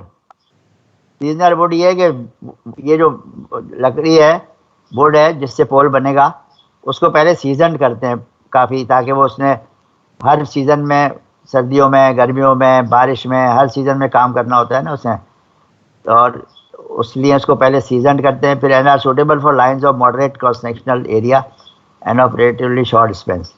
तो ये जो वुडन पोल्स हैं, एक तो wooden poles are made of season wood and are suitable for lines of moderate cross sectional area and of relatively short spans. अब ये जो अभी ऑनलाइन एग्ज़ाम हो रहा है, इसमें जो सवाल भी आपको ऐसे कॉन्सेप्चुअल किस्म के सवाल क्वेश्चन आएंगे, तो आपने उसका जवाब भी फिर उसी तरह से बनाना है, ऐसे छापना नहीं है। वुडन पोल्स आर चीप, सस्ते होते हैं, easily available, provide insulating properties. लकड़ी तो आपको पता ही है, वुड जो है वो इंसुलेटर है। And are widely used for distribution purposes in rural areas as an economical proposition. तो जो रूरल एरियाज़ में पावर सप्लाई का जो स्ट्रक्चर या सेटअप बनाते हैं, उसमें वुडन पोल्स को ज़्यादा इस्तेमाल किया जाता है, क्योंकि ये सस्ते भी होते हैं और ज़्यादातर डिस्ट्रीब्यूशन में इस्तेमाल होते हैं वुडन पोल्स। ट्रांसमिशन में इस्तेमाल नहीं होते, क्योंकि वहाँ पे वो मतलब लोड भी इतना ज़्यादा नहीं होता है और उसमें सस्ते भी होते हैं ये। फिर the wooden pole generally tend to rot below the ground level causing foundation failure. अब इसमें ये ख़राबी है वुडन पोल में कि ज़मीन में नमी भी होती है, बारिशें भी होती हैं वुडन पोल्स में, जहाँ पे उसमें तो इसका जो बेस है ना वुडन पोल का, वो क्योंकि ज़मीन के अंदर होता है ना, बिलो द ग्राउंड लेवल, तो वो पता नहीं चल रहा होता कि ये उसकी कंडीशन क्या है। अंदर वो गल सड़ जाएगा ना, तो पता भी नहीं चलेगा, अल्टीमेटली उसका जो फाउंडेशन फेल होके वो पोल गिर जाएगा, ठीक है। तो सिंगल पोल यूज़ नहीं करते हैं, इसके लिए जो normally double pole structure, single pole structure के बजाय डबल पोल स्ट्रक्चर इस्तेमाल करते हैं, जो इस शक्ल में होता है, ए टाइप में होता है या एच टाइप में होता है। ABCD का एक ही शक्ल में होगा, 2 पोल होंगे एक साथ एक ही फॉर्म में, या 2 पोल होंगे एच की फॉर्म में। ये नेक्स्ट स्लाइड में बताऊंगा ये, क्योंकि इसमें ये होगा कि अगर एक पोल गल भी गया ना गिर, तो दूसरे पोल पे सपोर्ट रहेगी। इसी तरह एच में भी इसी तरह, अगर एक पोल में कुछ मसला आ भी गया, तो क्योंकि ग्राउंड के अंदर है, बेस इसकी नज़र तो नहीं आ रही कि इसकी कंडीशन क्या है, तो इसीलिए इसको सेफ करने के लिए सेफ्टी के हवाले से और इसको अल्टरनेट एक पोल साथ रखते हैं, ए या H type are often use to obtain greater strength इससे ये है कि स्ट्रेंथ भी बढ़ जाएगी, स्ट्रेंथ भी इसकी एनहांस हो जाएगी डबल पोल स्ट्रक्चर यूज करने से। So the main discrepancies of wooden poles, wooden poles की जो मेन खराबियां है ना, डिस्क्रिपेंसियां, वो है पहली तो वही जैसे मैंने अभी बताई, tendency to rot below the ground level, यानी नीचे ग्राउंड लेवल के अगर वो उसको कोई खराबी होगी, सड़ जाएगा, गल जाएगा, तो उसका पता नहीं चलेगा। दूसरा ये कंपैरेटिवली स्मॉलर लाइफ ज़्यादा नहीं होती, can not be use for voltages higher than 20 kV, less mechanical strength required periodical inspection. तो ये इसकी जो है डिस्क्रिपेंसियाँ हैं, क्योंकि ये इसके बेस से इसको गलने सड़ने का ख़तरा होता है, ख़राब होने का, इसलिए इसकी इंस्पेक्शन भी रेगुलर पीरियोडिक बेसिस पे ज़रूरी होती है। इसीलिए ये ऐसी रूरल एरियाज़ में ज़्यादा इस्तेमाल होता है, ताकि वहाँ से रेवेन्यू भी इतना नहीं आ रहा होता और इकोनॉमिकल स्कीम्स भी बनानी होती है वहाँ के लिए। लो इनकम ग्रुप और बिलो लो इनकम ग्रुप के लोग होते हैं, इसीलिए ये वुडन पोल इस्तेमाल करते हैं, ताकि जो प्रपोजल है या स्कीम है वो सस्ती पड़े, चीप हो, और कंज्यूमर पर जो है वो कम उसका बर्डन आए। तो ये सारी जब डिज़ाइनिंग करते हैं डिस्ट्रीब्यूशन सिस्टम की, तो ये सारी फैक्टर्स को टेक्निकल के साथ साथ उस एरिया की हाल कंडीशन भी देखी जाती है कि कौन से टाइप के कंज्यूमर वहाँ रहते हैं। हाई पॉश कंज्यूमर है, मतलब हाई इनकम ग्रुप के कंज्यूमर हैं, मीडियम इनकम ग्रुप के हैं, मिडिल क्लास हैं, या लो इनकम ग्रुप के हैं, गरीब कंज्यूमर हैं। तो उसी हिसाब से फिर ये स्कीम डिज़ाइन करते हैं। तो ये इसकी मेन डिस्क्रिपेंसी है वुडन पोल्स की, tendency to rot below the ground level, comparatively smaller life, can not be used for voltages higher than 20 kV, less mechanical strength और रिक्वायर पीरियोडिकल इंस्पेक्शन। अच्छा, इसीलिए ये रूरल में इस्तेमाल करते हैं, ताकि वहाँ पे कोई इतना सप्लाई की इम्पोर्टेंस वगैरह भी नहीं होती है, अवेलेबिलिटी की। तो इसीलिए फिर और सेफ्टी के लिए डबल पोल इस्तेमाल करते हैं, डबल पोल स्ट्रक्चर, इधर एस टाइप और ए टाइप, जैसे ये इसमें दिखाया है इस तस्वीर में। ये तो सिंगल पोल स्ट्रक्चर है ना, ये बापडा में इस तरह की आपको मिलेंगी 11 kV की सर्किट्स, इस तरह के जो हॉरिजॉन्टल फॉर्मेशन में होते हैं इस तरह। तो ये सिंगल सर्किट है, और ये वो मैंने जो बताया था डबल पोल स्ट्रक्चर, ये ए टाइप है, ये एक ही शक्ल का है ना, ए टाइप, और सपोर्ट के लिए है ये, और इसकी स्ट्रेंथ भी बढ़ जाती है फेलियर के हवाले से। फिर ये एच टाइप पोल स्ट्रक्चर है, ये एच की शक्ल का है। तो इस तरह ये इसमें ऊपर इंसुलेटर लगे हुए हैं ये। फिर ये क्रॉस आर्म है, ये क्रॉस आर्म है जिस पे इंसुलेटर लगा है, ठीक है।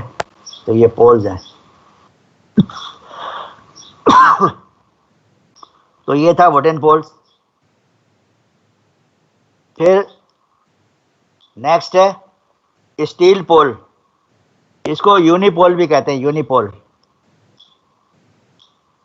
अब ये जो है ना, ये आपको के इलेक्ट्रिक में ही मिलेंगे, ज़्यादातर के इलेक्ट्रिक में ही मिलेंगे, वापडा में भी होंगे।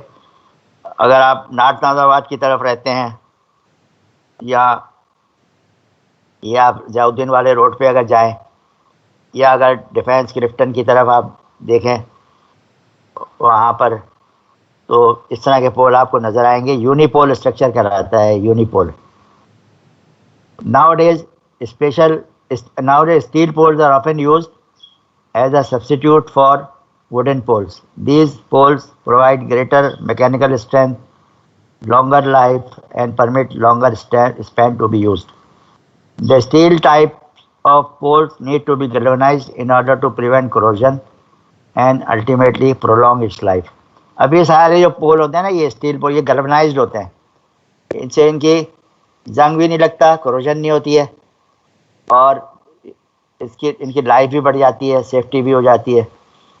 तो अगर लंबे स्पैन है, दो टावर के दरमियान डिस्टेंस ज़्यादा है, तो ये स्टील यूनिपोल आप इस्तेमाल कर सकते हैं। तो ये चॉइस या सिलेक्शन जो है ये डिपेंड करता है कि आप किस स्पेसिफिक स्कीम के लिए वो डिज़ाइन आप कर रहे हैं, किस एरिया के लिए आप डिज़ाइन कर रहे हैं, किस किस्म के लोगों के लिए आप डिज़ाइन कर रहे हैं, किस इनकम ग्रुप के लोगों के लिए डिज़ाइन कर रहे हैं। तो ये सारे फैक्टर देखकर फिर ये प्रपोजल बनाई जाती है ताकि वो फीजिबल हो, टेक्निकली फीजिबल भी हो और इकोनॉमिकली भी फीजिबल हो। अच्छा, ये पोल जो है ना इस तरह के, इसमें अब इसके साथ साथ मैकेनिक उसकी मेंटेनेंस का भी इशू देखे जाते हैं कि मेंटेनेंस इसकी आसान है मुश्किल है। अब इसमें जो है ना, इसकी मेंटेनेंस के लिए आपको चाहिए क्रेन चाहिए, जो बकेट वाली क्रेन, उससे उसको इस्तेमाल करेंगे तब जाके मेंटेनेंस होगी इसकी। इस तरह तो कोई पोल ऊपर पे इस तरह कोई चढ़ नहीं सकता। यहाँ तक पहुँचना है उसको, इंसुलेटर तक जो भी मेंटेनेंस करने जाएगा ना, तो उसको फिर क्रेन की ज़रूरत पड़ेगी। इतनी लंबी सीढ़ी तो होगी नहीं कि जिसको सीढ़ी से लगाया, वो सेफ्टी भी नहीं होगी, हैजार्डस होगी। तो क्रेन के बगैर इस पर मेंटेनेंस करना मुश्किल है। तो एसेसिबिलिटी फिर आपको जब इस तरह के पोल लगाए ना, तो आप अपने पास क्रेनों का इंतज़ाम भी होना चाहिए। कि इलेक्ट्रिक के पास हैं क्रेन है जिसमें ऊपर बकेट लगी होती है, और बकेट पे बंदा बैठता है, फिर क्रेन उस ऊपर उठाती है, वहाँ जाके पहुँच कर फिर वो इसकी मेंटेनेंस करता है। तो ये इसमें इसकी इरेक्शन, अब इसकी इरेक्शन इंस्टॉलेशन भी आसान है। पहले आप बेस बनाएंगे, फिर ये जो टावर है पूरा ये 3-4 पीसेज में आता है मुख्तलिफ लेंथ्स की। जिस तरह पेन आपने देखा ना, स्याही वाला पेन, उस पर आप स्लिप ऑन कर देते हैं। इस तरह पहले जब बेस बन जाएगी ना, तो जो पीसेज हैं वो लाके आप ऊपर डालते जाएंगे, तो इसकी इरेक्शन जल्दी हो जाती है, कम टाइम में हो जाती है, ज़्यादा टाइम नहीं लगता। तो ये सब मुख्तलिफ चीज़ों के साथ मुख्तलिफ एडवांटेजेस हैं। तो ये सारे एडवांटेजेस, ये चीज़ें देखते हुए, अब ये जगह भी कम घेरता है, जगह भी इसको कम चाहिए, मेंटेनेंस में थोड़ा प्रॉब्लम है, डिफ़िकल्ट है, लेकिन इंस्टॉलेशन इसकी कम से कम 1-2 दिन में हो जाती है आराम से। तो ये सारे फैक्टर्स हैं जो आप मुख्तलिफ, आपको चीज़ों में मुख्तलिफ फैक्टर मिलेंगे। ये नाथाबाद आप जाए करीमाबाद से जियाउद्दीन की तरफ, तो वहाँ पे ये टावर इस तरह के आपको नज़र आएंगे। यूनिपोल कहलाते हैं, जो ज़्यादातर ये जो के इलेक्ट्रिक में लगे हुए हैं ना, ये कोरियन मेड है, कोरियन इम्पोर्टेड है कोरिया से, इस तरह की।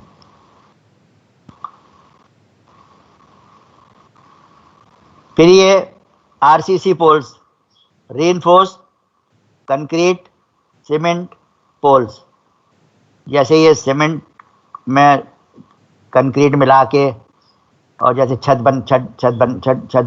बनाते हैं ना, या हम घर बनाते हैं तो उसमें सरिया डालते हैं पिलर्स में, इस तरह इसमें भी रीइंफोर्स करते हैं पोल को स्टील सरिये से। तो इसीलिए इसका नाम यह है रीइंफोर्स्ड कंक्रीट सीमेंट पोल्स। ये पोल्स जो है ना वापडा में आपको मिलेंगे बहुत, और लेकिन ये भी 132 kV तक होंगे, उसके ऊपर वोल्टेज पे ये नहीं मिलेंगे। के इलेक्ट्रिक में भी है ये अगर आप जैसे गडाप की तरफ जाएं और विंदर उत्तर बेरा जाएं, तो यहाँ जितने ऐसे पोल हैं ना, ज़्यादातर इस तरह के ही पोल हैं, आरसीसी पोल्स हैं।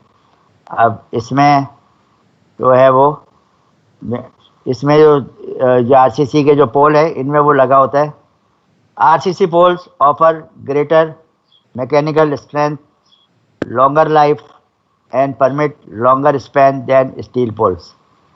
Moreover, they give good outlook, require little maintenance and have good insulating properties. In order to provide access to the conductors, अब कंडक्टर तक मेंटेनेंस के लिए कैसे जाएगा बंदा? तो इसमें पोलों पे वो लोहे के आयरन के ब्रैकेट लगे होते हैं, वो सीढ़ी की तरह बन जाती है। तो सीढ़ी की तरह चढ़ के वो ऊपर पहुंच जा सकता है अपने प्रॉपर पीई के साथ, प्रोटेक्टिव इक्विपमेंट के साथ। प्रोवाइडेड ऑन, या तो ब्रैकेट होंगे मेटल के, या सुराख होंगे ताकि वो अपना पैर रख के ना ऊपर चढ़ता जाए। तो ये इसमें मेंटेनेंस के लिए, आसानी के लिए, in order to provide access to the conductor, sometimes holes or metal brackets are provided on the poles. RCC poles are heavy and are liable to damage during transportation and erection. अब इनका wait बहुत ज़्यादा होता है क्योंकि सरिया भी है अंदर, कंक्रीट भी है, सीमेंट भी है, तो ट्रांसपोर्टेशन के दौरान इनके डैमेज होने का खतरा होता है कि ट्रांसपोर्टेशन के दौरान डैमेज हो भी जाते हैं. In order to provide access to the conductor, sometimes holes और मेटल. ये दोबारा आ गया पोल. ये ठीक है, ये दोबारा रिपीट हो गया. In order to provide access to the conductors, sometimes holes और metal brackets are provided on the poles. RCC poles are heavy and are liable to damage during transportation and erection. In order to overcome such difficulties, RCC poles are often manufactured at site. तो ये transportation से बचाने के लिए, ताकि ये damage ना हो.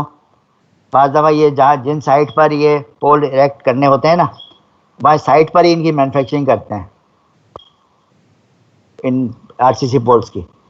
सारे जैसे घर आप मैन्युफैक्चर करते हैं ना, सारा सरिया, सीमेंट, रोड़ी, बजरी, सब चीज़ें साइट पे रख के फिर आप कंस्ट्रक्ट करते हैं. इसी तरह इन पोलों को भी पूरी एक साइट बनाई जाती है. जिस तरह ये आप देख रहे होंगे, ये क्या नाम है, जो ओवरहेड ब्रिजेस बन रहे हैं नाथ नाज़ाबाद पे, मुख्तलिफ चौरंगियों पे, इधर और दूसरी जगह पे, ये जो भी बनाते हैं ना, उनके जो पिलर्स वगैरह, जो बीम वगैरह बनाते हैं, वो सब साइट पर ही एक जगह बनाई होती है, वहाँ मैन्युफैक्चर होते हैं. सारा मशीनें, इक्विपमेंट, सामान सारा वहीं पे होता है, वहाँ बनाते हैं, फिर वहीं से मैन्युफैक्चर करके उठा के ला के वो जगह उस जगह रख देते हैं पोल. इसी तरह ये पोल भी वहीं साइट पे ही मैन्युफैक्चर होते हैं, वहीं पे मैन्युफैक्चर करते हैं, वहीं पे इनको इंस्टॉल किया जाता है, ताकि ट्रांसपोर्टेशन का खर्चा भी बचे और उनको सब प्रोटेक्ट भी कर सकें डैमेज होने से. फिर ये स्टील टावर्स हैं. इन टावर्स को ये भी कहते हैं लैटिस स्ट्रक्चर भी कहलाते हैं. लैटिस स्ट्रक्चर भी कहते हैं. इस तरह के जो टावर है ना, इनको स्टील के होते हैं ये, और इनको जैसे मैंने लिखा हुआ है लैटिस स्ट्रक्चर भी कहा जाता है. ये अब ये देखें, एक टावर ये लेफ्ट पे, इस पे सिंगल सर्किट है, हालांकि दूसरे सर्किट की गुंजाइश भी है. ये दूसरा टावर है, ये भी डबल सर्किट है, एक साइड सर्किट इस तरफ है, एक साइड सर्किट इस तरफ है. अब for long distance transmission at बहुत हाई वोल्टेज पे इस्तेमाल होते हैं ये, 132 kV and mostly 220 kV and above. For long distance transmission at high voltages, steel towers, जितनी ज़्यादा लंबी लाइन होगी ना, उतनी ज़्यादा आपको टावर लगाने पड़ेंगे, तो टावर के दरमियान डिस्टेंस भी वही मेंटेन करना पड़ेगा. For long distance transmission at higher voltages, steel towers are mostly use. Steel towers have greater mechanical strength, longer life, can withstand most severe climatic conditions and permit the use of longer spans. अब इसमें आप longer spans भी इस्तेमाल कर सकते हैं. जितनी लंबी लाइन होगी, जितना लॉन्गर स्पैन आप रखेंगे, उतने आपको टावर कम लगाने पड़ेंगे और उतना ही आपकी कॉस्ट कम आएगी. तो ये सारे फैक्टर्स देखते हुए डिज़ाइन की जाती है. इसीलिए जो लंबी लाइनें होती हैं बहुत हाई वोल्टेज पे, उन पर ये इस तरह के टावर इस्तेमाल करते हैं, ताकि आप लंबा स्पैन आप मिल जाए आपको, तो आपके नंबर ऑफ टावर्स भी आपको कम लगाने पड़ेंगे. And permit the use of longer span. They are usually fabricated from angle sections. अब ये पूरा टावर जो है ना, एक पीस में नहीं होता है. इसके लिए 4 कॉर्नर्स हैं इसके, और उसमें आपको चार फाउंडेशन बनानी पड़ती हैं. 4 फाउंडेशन बनाते हैं. फिर ये एक पीस में नहीं होता है, बल्कि ये मुख्तलिफ पीसेस में आता है, और फिर इन पीसेस को बोल्ट की मदद से जोड़ के फिर इस तरह पूरा ही टावर बनाते हैं. मुख्तलिफ प्लेट्स होती हैं गैल्वनाइज्ड स्टील की, मुख्तलिफ एंगल होते हैं और मुख्तलिफ इस तरह के, तो इन सब को बोल्ट से जोड़ के ये टावर पूरा बनता है. तो इस टावर की इरेक्शन में बनने में भी टाइम लगता है. जबकि वो जो यूनिपोल स्ट्रक्चर था वो 1-2 दिन में बन जाता है आराम से, और इसके बनने में टाइम लगता है 8-10-15 दिन लगते हैं पूरा टावर इरेक्ट होने में, 7-8 दिन लगते हैं। तो ये अब इसमें दूसरा एडवांटेज ये है कि इसकी मेंटेनेंस के लिए अप्रोच इंसुलेटर तक, कंडक्टर तक पहुंचने के लिए इसमें आपको किसी क्रेन वगैरह की ज़रूरत नहीं है, क्योंकि ये जो स्ट्रक्चर ही इस तरह का है कि जो मेंटेनेंस के लिए जो है वो इस पर ये सीढ़ी का काम करेगा, बगैर सीढ़ी के ये इस पर चल जाएगा इस पर टावर पे और यहाँ तक पहुँच जाएगा। तो अब इसमें मेंटेनेंस आसान है, ईजिली एक्सेसिबल है कंडक्टर इंसुलेटर, इसमें ये एडवांटेज है। तो ये सारी एडवांटेज डिसएडवांटेज ये सब चीज़ें देखते हुए ही कोई भी स्कीम जहाँ पे किसी भी पर्टिकुलर लोकेशन के लिए ये सब देखी जाती हैं, कंडक्टर मटेरियल, टावर टाइप, तो ये सब चीज़ें देखी है मेंटेनेंस पॉइंट ऑफ व्यू से, कंस्ट्रक्शन पॉइंट ऑफ व्यू से और लोड पॉइंट ऑफ व्यू से, सारी चीज़ें ये सब चीज़ें देखकर फिर किसी भी स्कीम के लिए ये सारा डिज़ाइन किया जाता है। आवाज़ आ रही है? Yes sir. अगर कुछ नहीं समझ आ रहा तो पूछ लें और बाद में पूछ लें, अगर नहीं अभी नहीं पढ़े। मैं ये नोट्स जो है ना ये आज अपलोड कर दूंगा और कोशिश कर लूँगा कि जो मिड टर्म का पेपर था उसका जो सॉल्यूशन है ना वो भी मैं अपलोड कर दूं, सॉल्यूशन मिड टर्म पेपर का। फिर ये 3 टर्म्स हैं ट्रांसमिशन लाइन में, ये इसके जो मैकेनिकल डिज़ाइन कहलाता है ये ट्रांसमिशन लाइन का। एक है सैग, एक है स्पैन और एक है टेंशन। सैग जैसे घरों में आपने देखा होगा रस्सी डालते हैं कपड़े सुखाने के लिए, तो वो जो झोल आता है ना सैग, वो झोल जो है ना वो उसको कहते हैं सैग। इसी तरह जब ये ट्रांसमिशन लाइन में कंडक्टर को आप ले करते हैं, कनेक्ट करते हैं 2 टावर के दरमियान, तो ये इसके में एक झोल सा आता है। ये झोल रखना ज़रूरी होता है, इसके ना रखेंगे क्या होगा, कम रखेंगे क्या होगा, ज़्यादा रखेंगे क्या होगा, इसका बाकायदा डिज़ाइन होता है सैग का। तो और ये जो 2 टावर के दरमियान ये 2 इंसुलेटर्स के दरमियान बिटवीन 2 टावर्स ये कहलाता है स्पैन। ये इसमें शो किया थे A to B, ये स्पैन है और इस स्पैन के सेंटर टू दिस नीचे कंडक्टर तक ये है sag. The conductors of transmission lines are generally supported by electric tower और पोल। अब ये जो टावर लाइन सपोर्ट या पोल दिखाया ना ये कंडक्टर को सपोर्ट करता है, इनके इन्हीं पर जो है कंडक्टर हैंग होता है।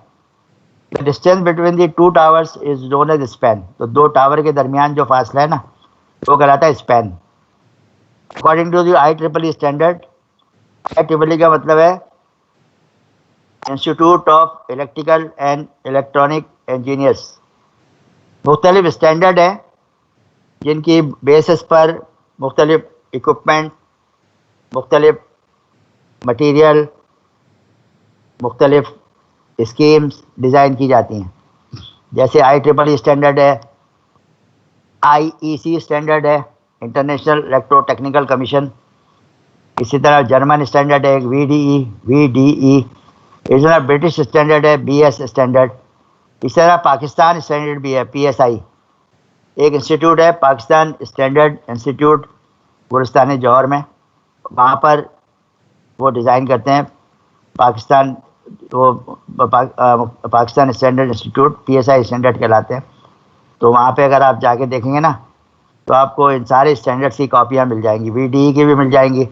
वैसे ये नेट पे अवेलेबल नहीं होते हैं और ये बग़ैर पैसों के मिलते भी नहीं हैं, और जो भी कंसल्टेंट वगैरह होते हैं उनके पास ये सब अवेलेबल होते हैं क्योंकि उनको बहुत ज़रूरत होती है, या जो मैन्युफैक्चरर होते हैं मुख्तलिफ इक्विपमेंट के, ट्रांसफार्मर के, जनरेटर के, उनके पास ये सारे स्टैंडर्ड होते हैं।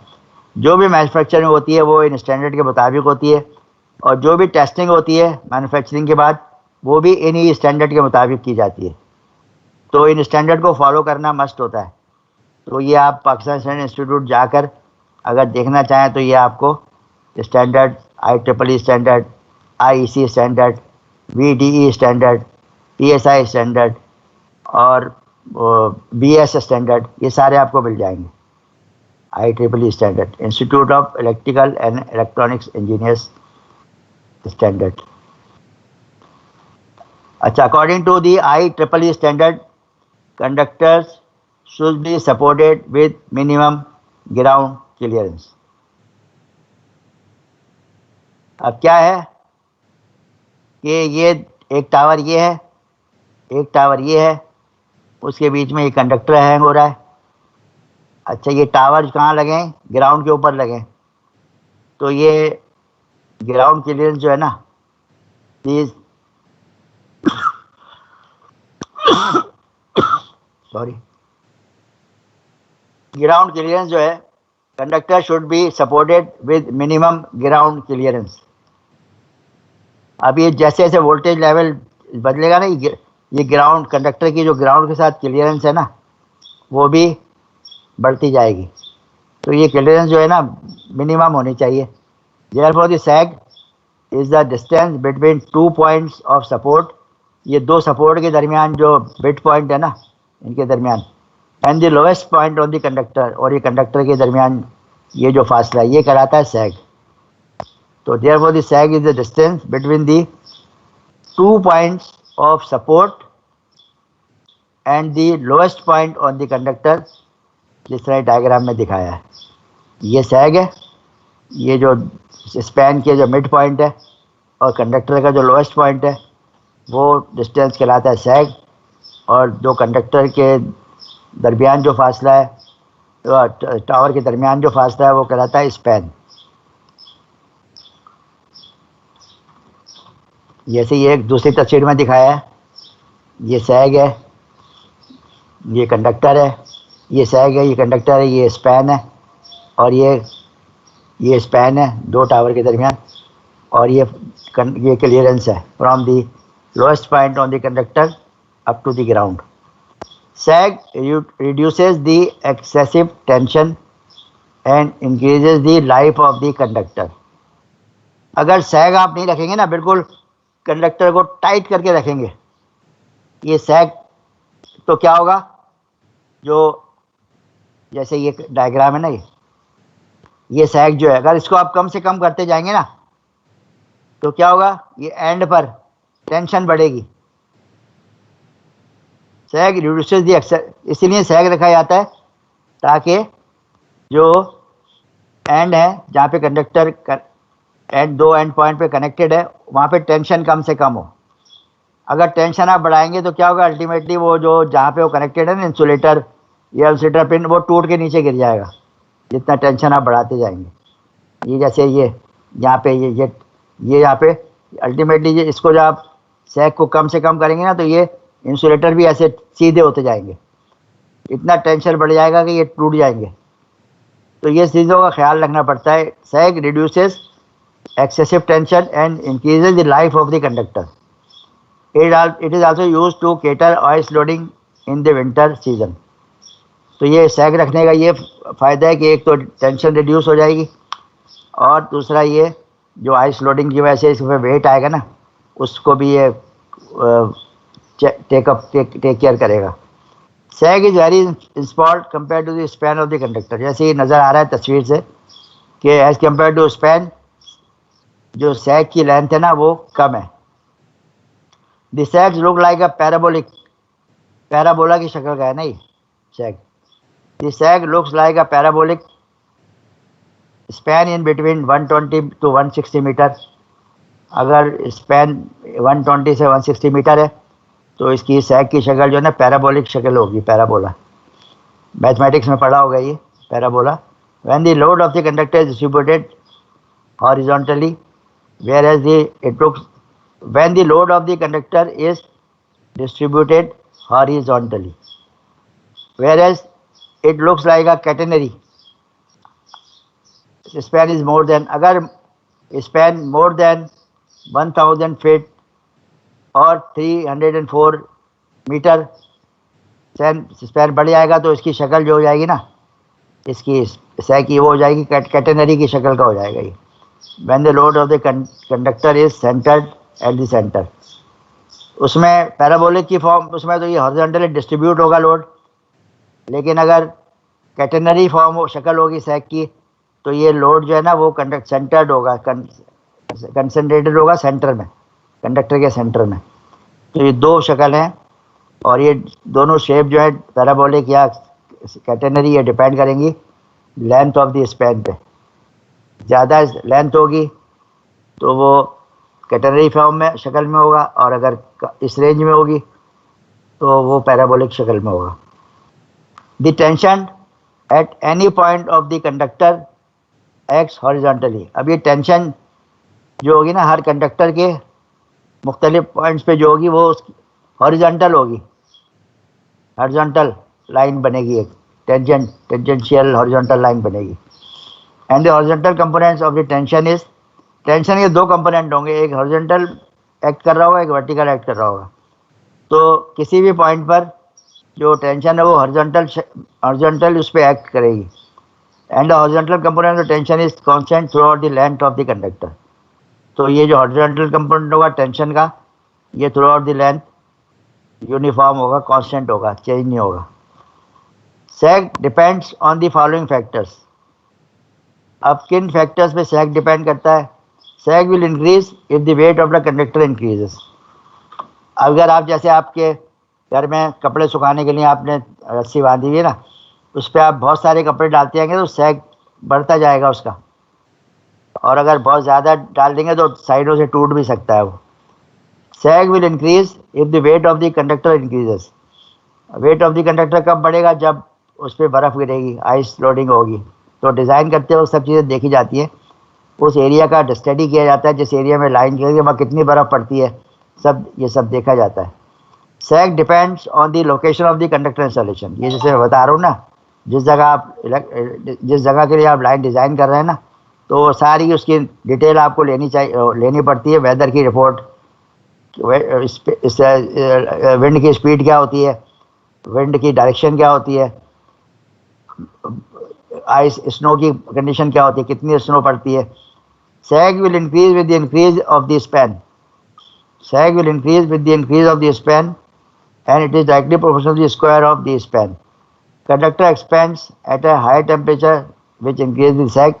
The conductor shrinks at a lower temperature which decreases the sag. जैसे जैसे टेम्परेचर बढ़ेगा, जैसे सर्दियों, जैसे ट्रेनों की जो लाइन होती है ना, ट्रेन पटरी पे जो चलती है, उसमें आप देखा जहाँ पे दो जॉइंट लगा होता है, वो ट्रेन की जो पटरी होती है वो इतनी लंबी नहीं होती कि कराची से लाहौर तक एक ही पटरी डाल दी, उसके पीसेस में आती है। दो पीसेस को जोड़ते हैं ना, वो कहलाती हैं फिश प्लेट कराती है, फिश प्लेटों से जोड़ते हैं और बीच में उसके गैप रखते हैं।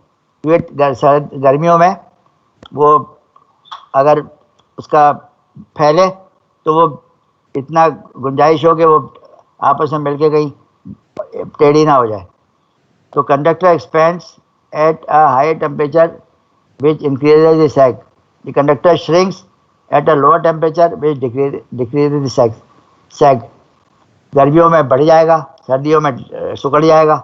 ये तो टेम्परेचर सारा वेदर रिलेटेड फिनोमिना है जो नॉर्मली भी हम ऑब्जर्व करते हैं।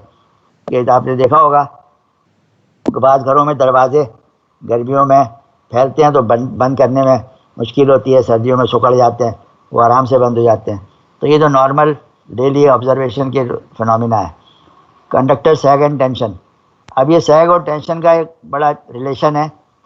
In the mechanical design of overhead transmission line, the conductor sag and tension is an important consideration. The conductor sag is kept to a minimum in order to reduce the conductor material required and to avoid extra pole height for sufficient clearance above ground level. अब आप ये सैग जो है ना, बहुत ज़्यादा लंबा भी नहीं रख सकते। जितना ज़्यादा लंबा करेंगे ना इसको, सैग को फैलाएंगे, अगर फैलाएंगे तो ये इसका जो ग्राउंड क्लियरेंस है, ग्राउंड से फासला भी कम होता जाएगा। जब ये डिस्टेंस कम होगा तो क्या होगा, आपको टावर की हाइट बढ़ानी पड़ेगी, क्योंकि ग्राउंड से क्लियरेंस तो आपने मेंटेन रखनी है ना। इसको बहुत ज़्यादा कम भी नहीं कर सकते, अगर कम करेंगे तो नीचे से लोग भी गुजरते हैं, जानवर भी गुजरते हैं, गाड़ियाँ भी गुजरती हैं, तो अनसेफ हो जाएगा। तो अगर आप सैग बढ़ाएंगे तो टावर की हाइट आपको बढ़ानी होगी, और सैग बढ़ाएंगे तो कंडक्टर का मटेरियल भी बढ़ेगा, तो इससे क्या होगा, कॉस्ट भी बढ़ेगी। ठीक है, तो यदि अब जब आप बढ़ाएंगे तो टेंशन डेफिनेटली कम होगी, लेकिन बाकी चीज़ों में आपको मटेरियल में टावर बढ़ाना पड़ेगा, उससे कॉस्ट बढ़ेगी। लेकिन जब आप टेंशन कम, ये सैग कम करेंगे तो क्या होगा, सैग अगर आप कम करेंगे, the conductor sag is kept to a minimum in order to reduce the conductor. Sag minimum रखा जाता है, ज़्यादा नहीं, इसलिए कि कंडक्टर मटेरियल भी फिर कम इस्तेमाल होगा और आपको हाइट भी नहीं बढ़ानी पड़ेगी for sufficient clearance above ground level. लेकिन अगर आप बहुत ज़्यादा सैग कम कर देंगे ना, तो टेंशन बढ़ जाएगी। तो आपने एक कंप्रोमाइज़, एक बैलेंस रखना है कि टेंशन भी ना बढ़े और सैग भी इतना हो कि clearance to the ground conductor की वो भी मिनिमम रहे और मटेरियल भी कम खर्च हो। It is also desirable that tension in the conductor should be low to avoid the mechanical failure of conductor and to permit the use of less strong support. Sag and tension are both inversely proportional to each other. दोनों inversely proportional है। सैग बढ़ाएंगे तो tension कम होगी, सैग कम करेंगे तो tension बढ़ेगी। जब सैग आप कम करेंगे, टेंशन बढ़ेगी, तो क्या हो गया, जो एंड पॉइंट है इंसुलेटर वगैरह, वहाँ पे लोड आएगा, प्रेशर आएगा, तो वो टूटने का भी खतरा होता है, टूट जाएगा। और उसको टूटने से बचाने के लिए आपको फिर इंसुलेटर की स्ट्रेंथ भी बढ़ानी पड़ेगी, क्रॉस आर्म की जो स्ट्रेंथ है वो भी बढ़ानी पड़ेगी, तो इससे फिर आपको मज़ीद और इन्वेस्टमेंट करनी पड़ेगी। तो ये सब चीज़ें अगर डिज़ाइन करते हो, सब दोनों चीज़ों के दरमियान बैलेंस रखना पड़ता है। Sag and tension are both inversely proportional to each other, therefore in actual practice a compromise is made between the sag and tension. तो डिज़ाइन करते वक्त सैग और टेंशन के दरमियान एक बैलेंस आपने रखना है मेंटेन, ताकि इकोनॉमिकल भी रहे, टेक्निकल रिक्वायरमेंट भी पूरी हो जाए। तो ये सब डिज़ाइनिंग वालों का काम है कि इन सब चीज़ों को कंसीडर करें at the time of designing a transmission line for a particular location, specific location, जिस जगह लगाने जा रहे हैं, मतलब लेवल एरिया है जहाँ ट्रांसमिशन लाइन लग रही है, लेवल एरिया है या पहाड़ी इलाका है। तो ट्रांसमिशन लाइन ये नहीं कि सिर्फ लेवल एरियाज़ में इरेक्ट होती हैं, पहाड़ियों पे भी पहाड़ों पे भी, कराची में तो नहीं है, पहाड़ों में ज़्यादातर लेवल एरिया है, लेकिन अगर आप नॉर्थ वगैरह की तरफ जाएं तो वहाँ पहाड़ों पर भी ट्रांसमिशन लाइनें लगी होती हैं। तो ये वहाँ की लोकेशन पूरी स्टडी करते हैं जहाँ पे ये लाइन इरेक्ट करते हैं, फिर वहाँ का वेदर स्टडी करते हैं, ठीक है, वहाँ की लोकल कंडीशन स्टडी करते हैं, फिर जाके ये पूरा जो है डिज़ाइन ट्रांसमिशन लाइन का किया जाता है। तो यहाँ पे ये लेक्चर है एंड हो गया है। अब आपने अगर कोई सवाल पूछना है तो पूछ सकते हैं। तो ये यहाँ पर ये लेक्चर एंड है। किसी ने पूछना तो नहीं है? सर हाँ सर, ये मेरा मिड टर्म का पेपर सबमिट नहीं हो गया सर। को इम्तियाज बोल रहे हो? Yes sir. सबमिट नहीं हुआ क्या मतलब? सर पता नहीं सर, मेरा भी नहीं, चांद कुमार। अच्छा, मैं रिकॉर्डिंग ऑफ कर दूं पहले। हाँ, सबमिट नहीं हुआ क्या? तुमने कोई डिफॉल्टर तो नहीं हो तुम? नहीं सर, मैंने फीस जमा करवाया सर। सर बाकी के पेपर हो गए सर, 2 पेपर में यही मसला आ गया सर। अपलोड नहीं हुआ? सर मेरे साथ भी, और सर मेरे साथ भी यही हुआ, चांद कौन? कुमार सर। चांद कुमार? मेरे साथ भी, जी सर, मेरे साथ भी यही मसला हुआ। अच्छा, एक मिनट में लिख लो नाम। अभी मैं पेपर चेक कर रहा हूँ। जी तो जी 3 अटेंडेंस ले ली किसी ने? एक मिनट बताता हूँ। जी।